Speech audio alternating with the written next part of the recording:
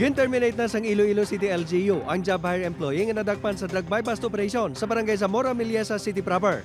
Sa pagpangusisa sang LGU, natukiban nga aktibo pa nga nagatrabaho ang empleyado sa nadakpan.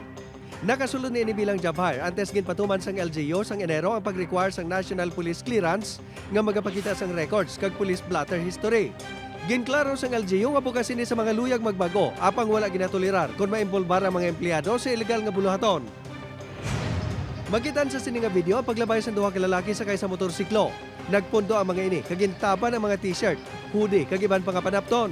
Hindi magnubo sa napulo ka panapton ang nakawat nga nagabalor sang 4,000 pesos. Napulo na katuig nga nagabay ang sell sang panapton kag labing una kuno nga tion nga ginkawatan ang tagiya sini. Pagpati sini pangayaw ang mga kawatan. Natabo ang insidente sa barangay Igang Putotan, Iloilo.